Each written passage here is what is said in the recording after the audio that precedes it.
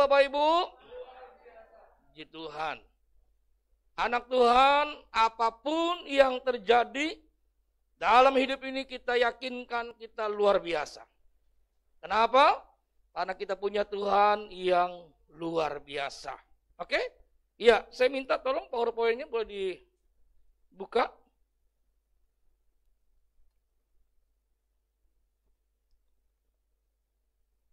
Iya. Pagi ini Bapak Ibu yang menjadi tema kita menjadi serupa Kristus. Ya. Jangan lihat foto gantengnya Bapak Ibu, tapi lihat temanya. Baca sama-sama 2-3. Menjadi serupa Kristus. 2-3. Menjadi serupa Kristus. Ini yang menjadi goal. Ini yang menjadi target.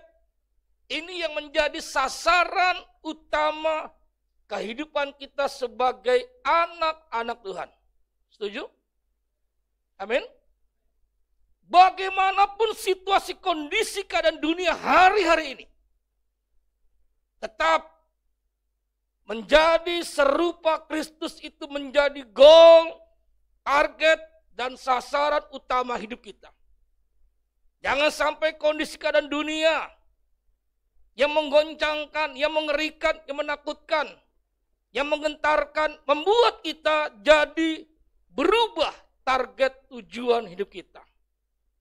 Dunia boleh berubah, dan dunia pasti berubah. Enggak mungkin enggak.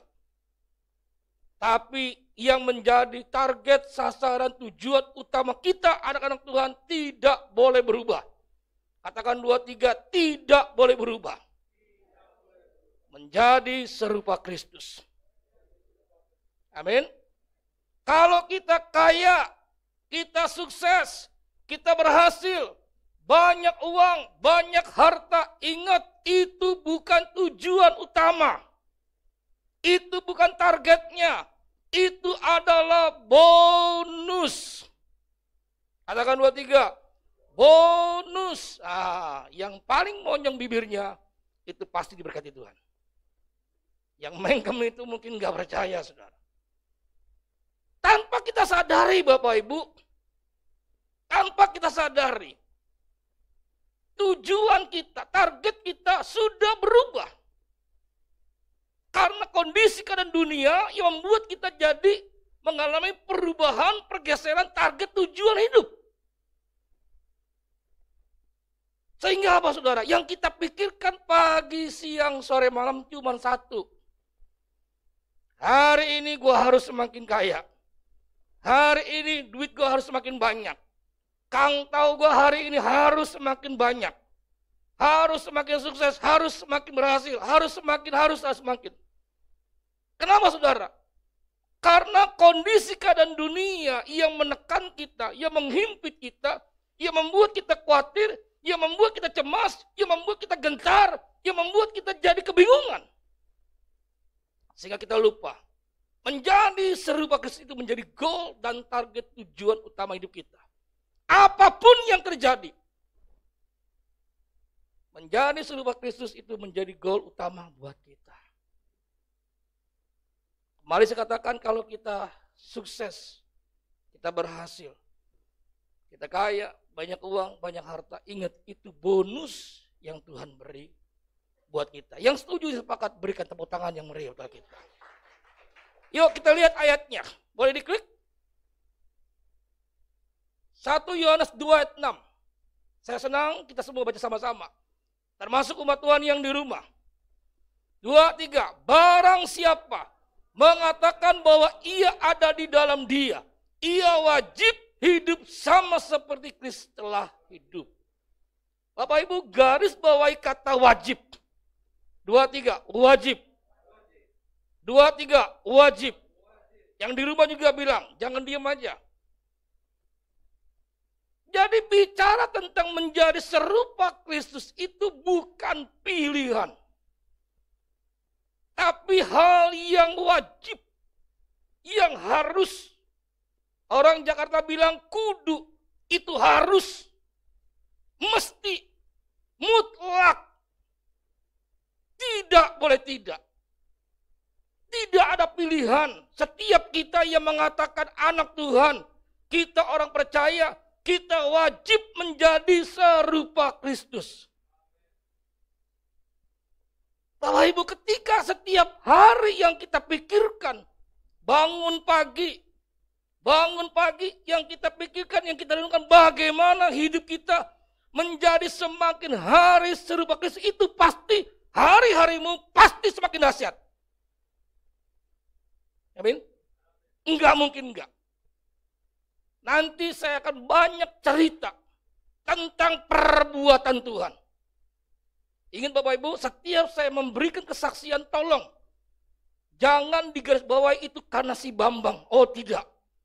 Sejak pandemi 2020 pertengahan Maret, saudara, saya semakin menyadari Bambang tanpa Tuhan nothing. Bambang tanpa Tuhan nggak ada apa-apanya. Justru kita semakin berarti karena hidup kita semakin menjadi serupa Kristus. Amin. Nah, pagi ini kita akan belajar sama-sama, saudara.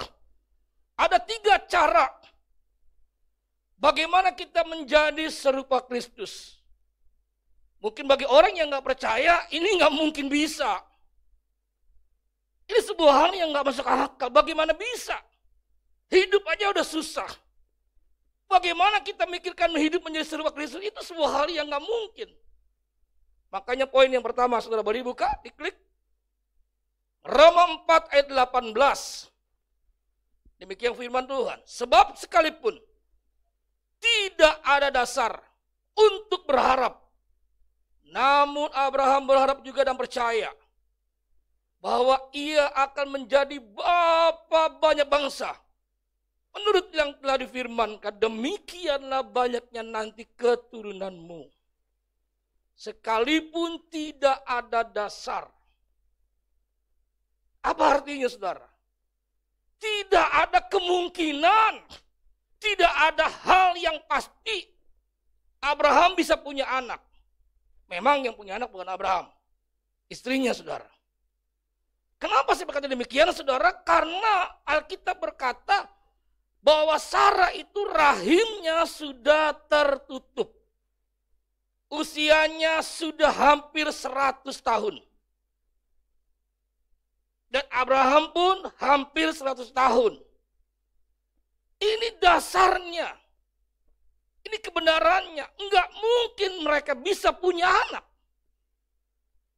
Tapi dia tetap percaya. Katakan tetap percaya.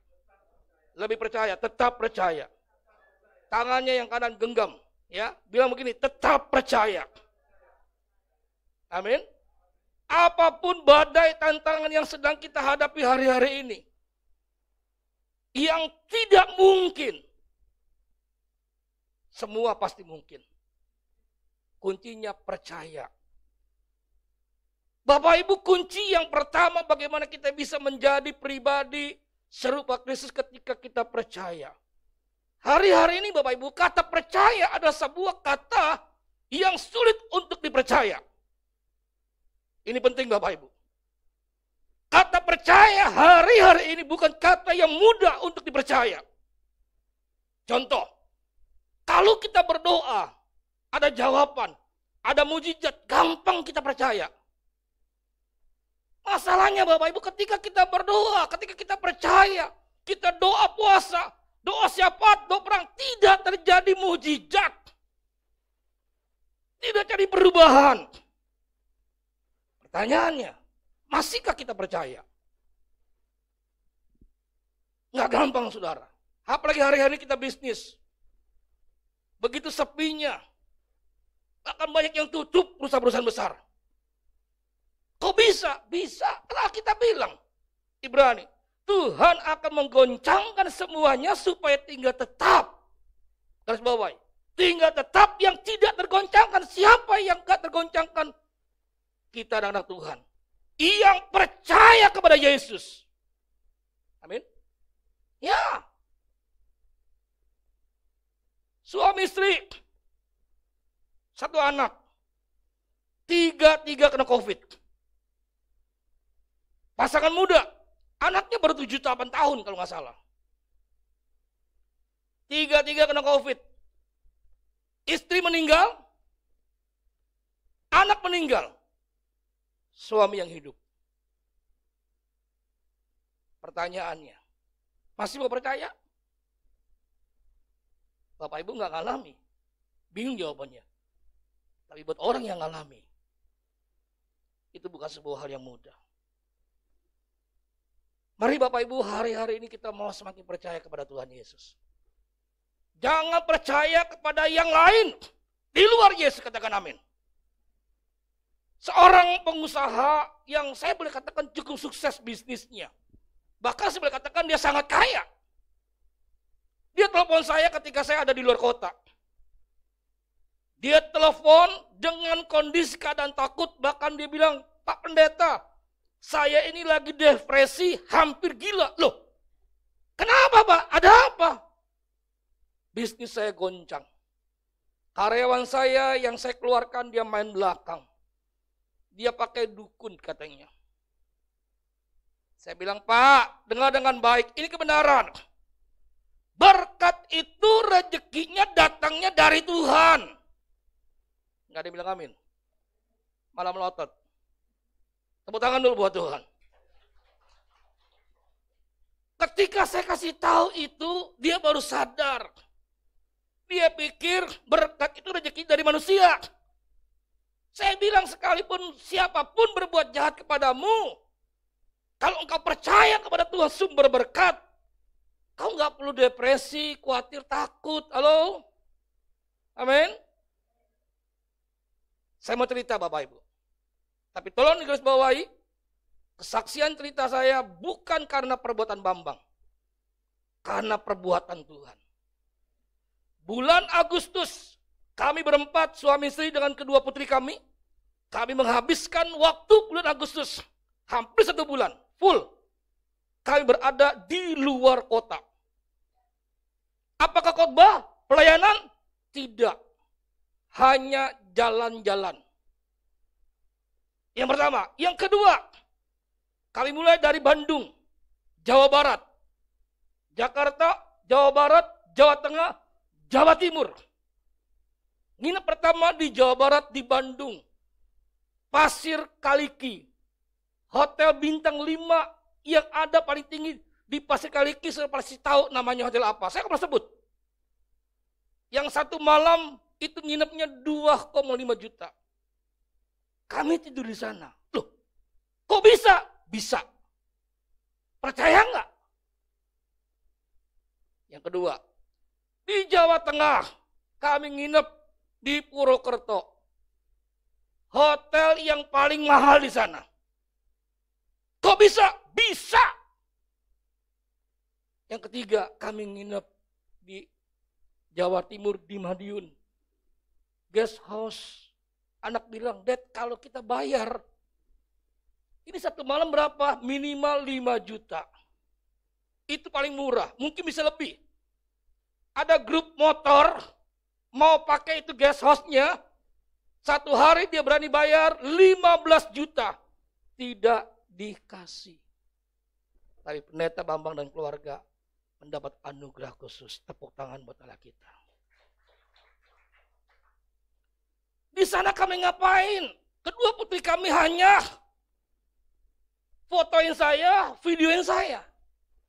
Kedua putri bilang gini, memang kalau punya dede artis jadi begini modelnya. Yang satu foto pakai handphone, yang satu pakai kamera. Saya bikin vlog.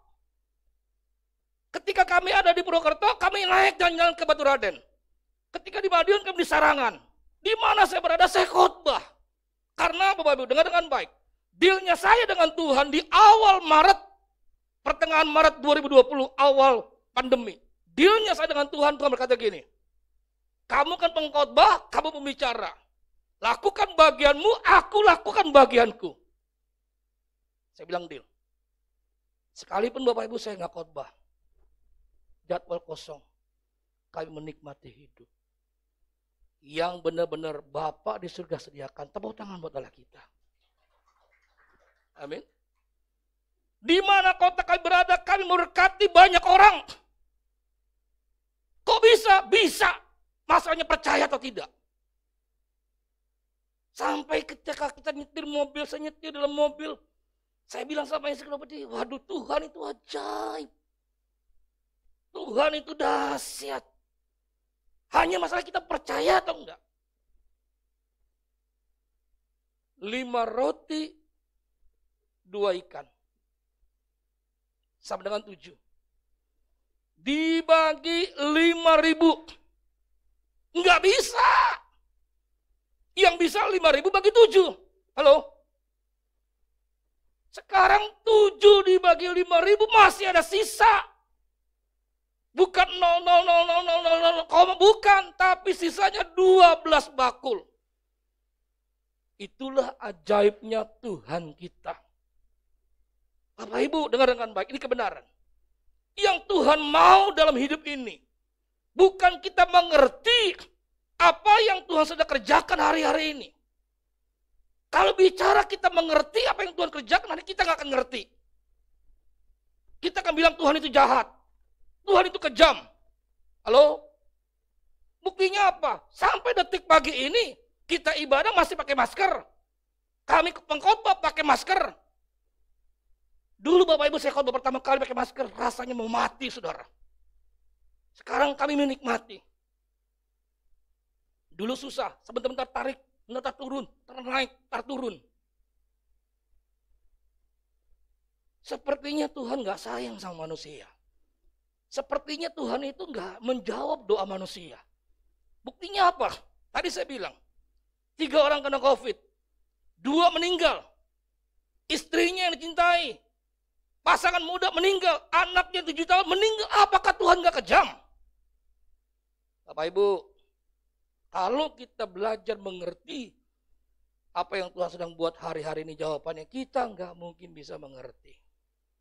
Kenapa saudara? Pikiran kita terbatas, pikiran Tuhan nggak terbatas. Setuju?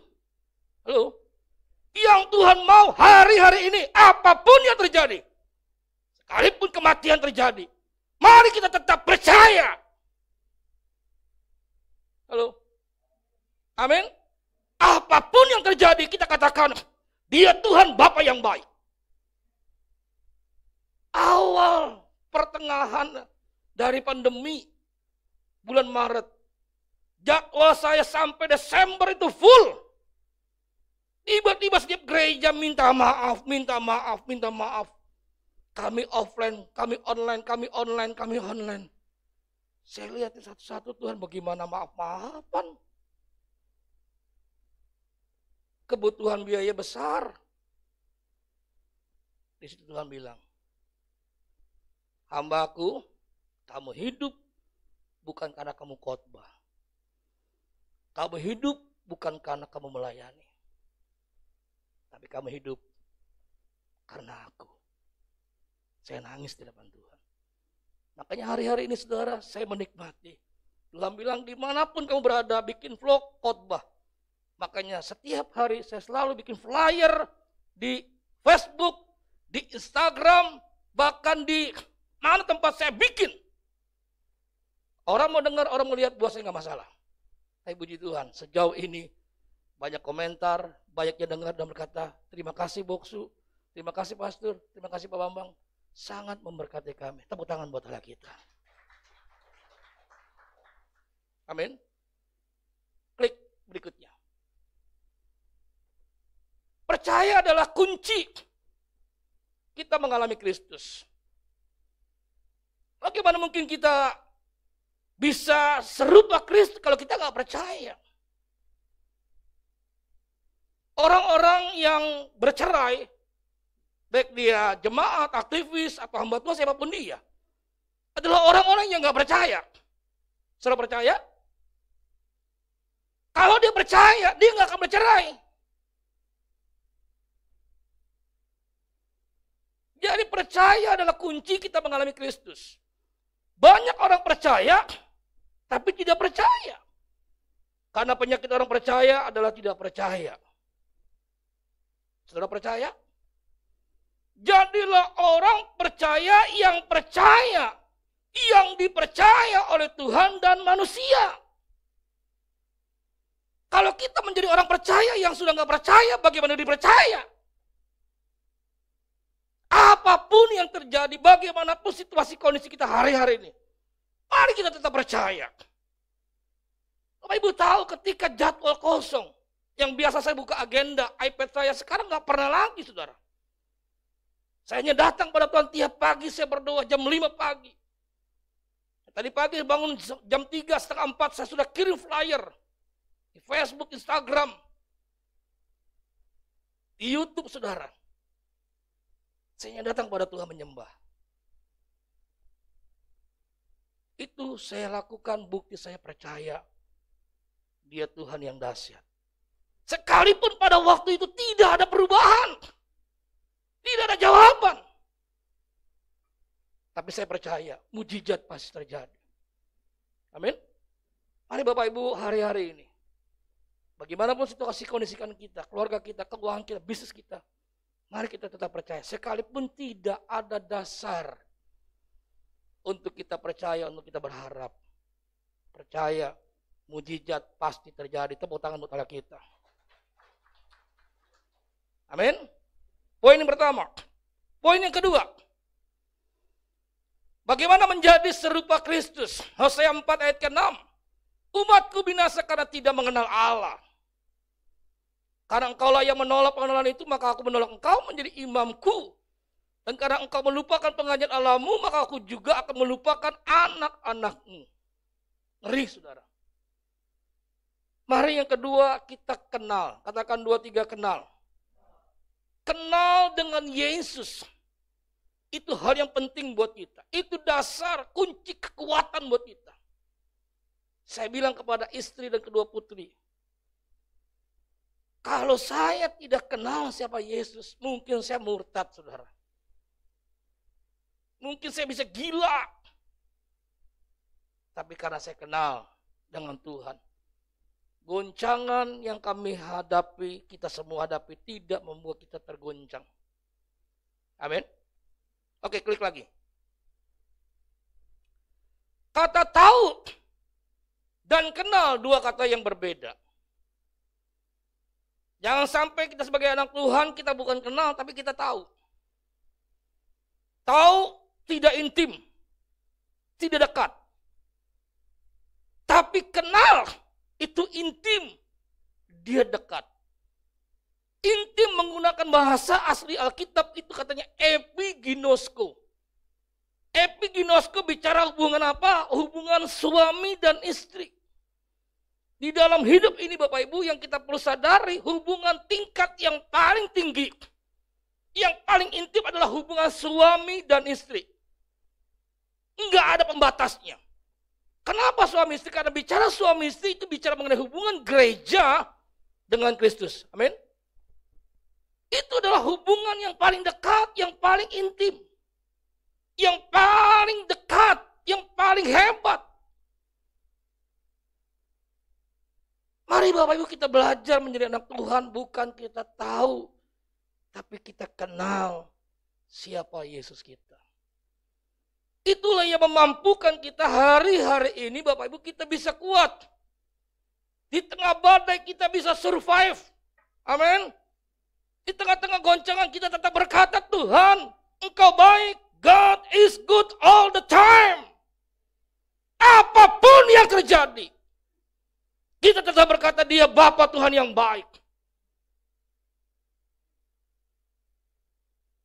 Sejak pandemi, saudara, Tuhan merubah hidup saya.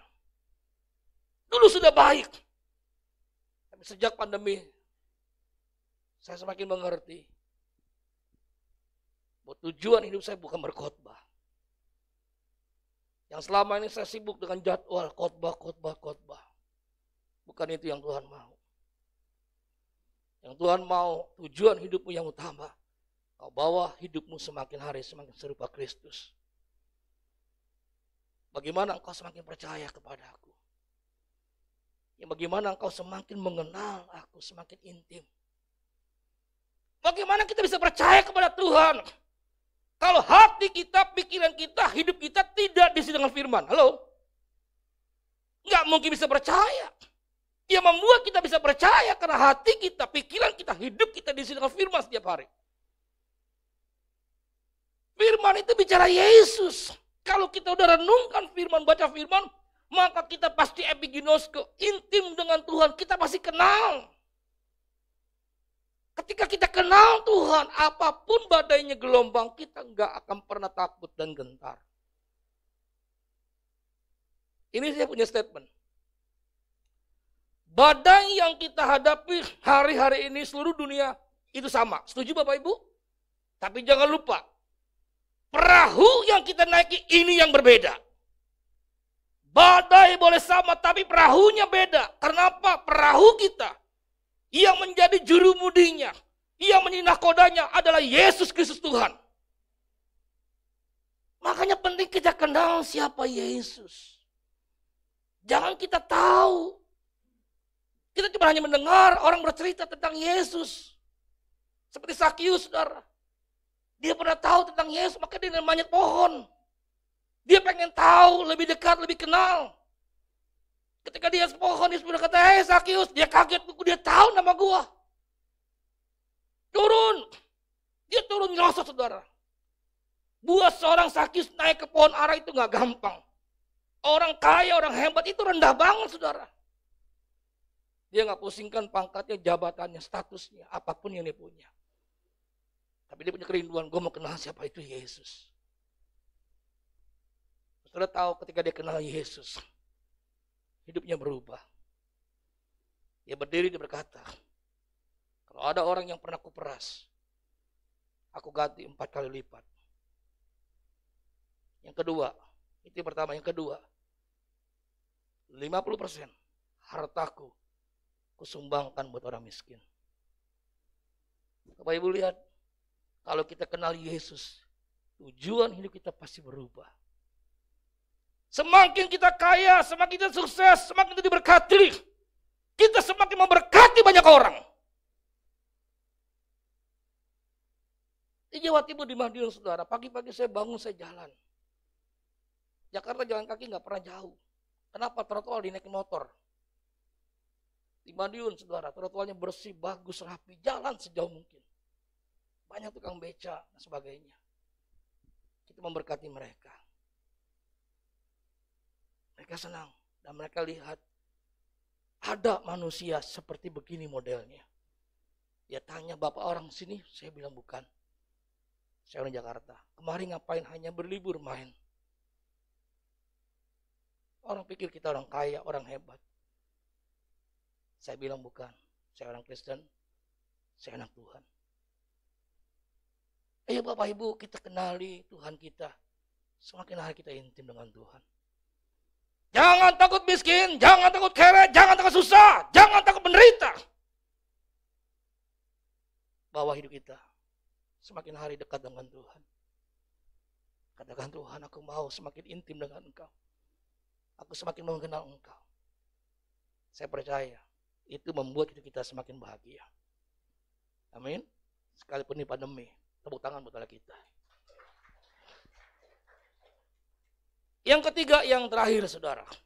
Bagaimana caranya menjadi serupa Kristus? Yang pertama, kita harus percaya. Bagaimana kita bisa percaya kalau hati kita, pikiran kita tiap hari isinya bukan firman? Nggak bisa kita percaya. Isi dengan firman. Mau kita percaya. Kalau kita percaya, pasti kita semakin mau mengenal siapa itu Yesus. Nggak mungkin enggak. Sakius dia naik pohon itu bukti dia percaya dengan Yesus. Dia orang hebat. Maka dia naik pohon. Ketika Yesus bilang, "Turun, aku mau numpang di rumahmu." Dia turun cepat-cepat. Dan dia mengalami perjumpaan pribadi dengan Tuhan. Sejak dia kenal Tuhan. Kalau dulu dia cuma tahu siapa itu Yesus. Sekarang dia kenal Tuhan, hidupnya berubah. Harta, kekayaan, uang bukan tujuan hidupnya. Maka dia berani berkata, "Kalau ada yang pernah kuperas, ku ganti 4 kali lipat. 50% hartaku kuberikan buat orang-orang miskin." Ayo Bapak Ibu, di tengah pandemi, jadi anak Tuhan yang semakin cinta Tuhan, bukan cinta harta, bukan cinta uang. Katakan amin. Nah, kalau kita sudah percaya mengenal dia, saya percaya Bapak Ibu kita gak mungkin lakukan yang ketiga. hidup dalam dosa. Kita lihat ayatnya saudara, Yesaya 59 ayat kedua. Tetapi yang merupakan pemisah antara kamu dan Allahmu ialah segala kejahatanmu. Pemberontakan kita, kesombongan kita. Makin sombong, makin berontak, makin hancur hidup kita. Dan yang membuat Tuhan menyembunyikan diri terhadap kita, sehingga ia tidak mendengar, ialah segala dosa kita. Saya percaya Bapak Ibu ketika kita semakin percaya kepada Tuhan, semakin mengenal Tuhan, kita nggak mungkin biarkan dosa merusak, menghancurkan kehidupan kita. Seorang pengusaha hebat, sukses, dia memberikan perpuluhan cukup besar setiap bulan di gereja. Bahkan dia menjadi salah satu andalan dalam gereja itu. Tapi sayang gembalanya nggak tahu kalau perpuluhan itu uangnya nggak jelas. Tuhan tidak bisa dipermainkan. Tuhan sucikan dan Tuhan kuduskan bisnis pengusaha itu. Sekalipun dia sudah mengembalikan perpuluhan milik Tuhan, sampai semuanya habis, jadi tipu orang dan bangkrut. Ketika saya WA dia bertanya, Pak Pendeta Bambang sebenarnya tahu nggak masalah saya? Saya bilang saya nggak tahu. Tapi WA firman yang Bapak kirim setiap hari itu jawaban dari Tuhan. Saya layanin, saya doakan. Dari dia hancur bangkrut, dia mau mati bunuh diri, udah nggak tahan dengan hidup ini. Saudara tahu, kalau kita dari orang susah menjadi orang kaya, bingungnya dikit. Setuju gak saudara? Halo? Dikit aja bingungnya. Biasa tidur gak pakai AC, sekarang pakai AC meriang-meriang. Setuju gak saudara? Saya waktu melayani camp di Kalimantan Tengah, itu hotel bintang 5 saudara. Ya, satu pengusaha investasi bikin camp. Dia keluarkan uang 150 juta, bikin camp di Palangkaraya. Waktu saya masuk ke kaum peserta, saya bilang, nih kok panas amat? AC-nya nggak dinyalain? Enggak Pak, kami nggak kuat. Dingin katanya. Wah, saya bilang kalau kalian yang tidur di hotel bintang 5 nggak pakai AC, cepat kaya, saya bilang yang punya. Kalau kita tidur di hotel, AC-nya non-stop saudara. Kalau dingin pakai bed cover, dia nggak bisa meriang saudara. Itu aja susahnya. Dari orang susah menjadi orang kaya. Tapi kalau dari orang kaya menjadi miskin, itu susahnya sangat susah. Halo? Dia dari berhasil jadi hancur. Naik motor ke gereja. Kehujanan. Dia nangis. Karena apa? Dosa. Bapak Ibu, pagi ini saya tidak sedang menghakimi siapapun kita. Yuk Bapak Ibu, kalau kita merasa hidup kita, bisnis kita, rumah tangga kita, keluarga kita enggak beres. Yuk pagi ini bikin beres, katakan amin. Yang enggak lurus, bikin lurus. Yang bengkok, bikin benar.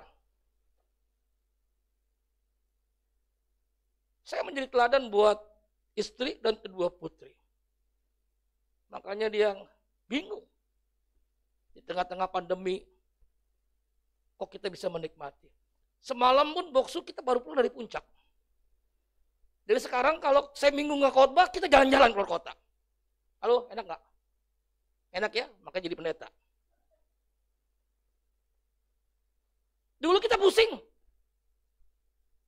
Kita menikmati. Hidup benar di depan Tuhan. Oke, klik lagi. Bagi seorang Kristen sejati, dosa adalah dosa, dosa bukan sekedar masalah. Nah banyak anak Tuhan berpikir ketika dia lakukan dosa, dia pikir dia punya masalah. Waktu saya khotbah ini saudara, ada seorang pengusaha bilang begini, Pak, gue kena banget khotbah lu Pak. Gue pikir selama ini masalah gue itu ya masalah, ternyata itu dosa ya Pak. Lah lu baru tahu, sebelum lu kemana aja. Dosa dan masalah dua hal yang berbeda. Setiap masalah bersama Yesus ada jalan keluarnya. Katakan amin. Bersama Yesus lakukan perkara besar. Amin. Bersama Yesus tidak ada yang sukar. Yesus jawaban buat hidup kita. Seberat apapun ujian yang kita hadapi hari-hari ini. Kalau ujian itu ada jawabannya, enak atau susah? Susah atau gampang? Gampang. Ini ujian soalnya, ini jawabannya, tinggal pindahin aja. Bapak Ibu tahu, Yesus itu jawaban kita, kunci jawaban hidup kita. Ngapain kita susah-susah? Itu masalah. Ada jawabannya, Yesus jawaban buat kita. Tapi kalau dosa, nggak bisa ditengking, nggak bisa pakai bahasa roh. Dari kuraba-raba, kurasa-rasa, sandal lama, sandal baru, nggak bisa. Makin rasa, makin hancur. Alkitab berkata apa? Akui dan tinggalkan. Katakan 2, 3, akui dan tinggalkan. Saya percaya Bapak Ibu 3 poin ini. Kalau kita kerjakan. Oke, pemusik boleh ke depan. Musik ini boleh ke depan. Klik yang terakhir. 3 kunci menjadi serupa Kristus. Yang pertama percaya. Gampang dihafal. Jangan kita nggak percaya. Halo? Amin? Jadi orang percaya yang akan dipercaya oleh Tuhan dan manusia. Kalau Tuhan sudah percayakan kita, manusia pasti percayakan kita. Bapak Ibu bayangkan, orang transfer uang ke rekening saya, minta maaf. Itu bos, Pak Pendeta, mohon maaf, kiranya diterima transferan kami. Gimana saya nolak, orang udah masuk ke rekening? Halo? Saya bilang, Pak maaf, saya susah untuk kembalikannya. Amin. Dia kasih uang jumlah besar, dia minta maaf. Bayangin aja. Allah kita tuh dahsyat banget, saudara. Jangan kita bilang, masa sih Pak? Nah itulah, makanya lu gak diberkati. Karena gak percaya. Percaya gak keluar dari gereja ada mujizat Tuhan? Jangan bilang, Pak masa sih Pak? Tuhan gak suruh kita mengerti. Tuhan mau kita percaya. Yang kedua, kalau kita udah percaya dia mau, kita semakin epiginosko, mengenal dia, intim dengan dia. Lewat apa? Lewat doa, lewat apa? Baca firman. Yang ketiga saudara, kalau kita udah percaya, kita mengenal dia, hidup kita pasti gak kompromi dengan dosa. Kita tahu Bapak Ibu, kalau ketika kita hidup dalam dosa, hati Tuhan hancur. Halo? Hati Tuhan sakit. Kalau kita percaya, kita mengenal dia, kita pasti hidupnya menyenangkan Tuhan. Amin. Yuk kita berdiri bersama Tuhan. Menyenangkan Tuhan, senangkanmu. Amin Tuhan. Menyenangkanmu, senangkan. Mari yuk angkat kedua tanganmu, sembah dia Bapak Ibu. Rinduanku. Amin.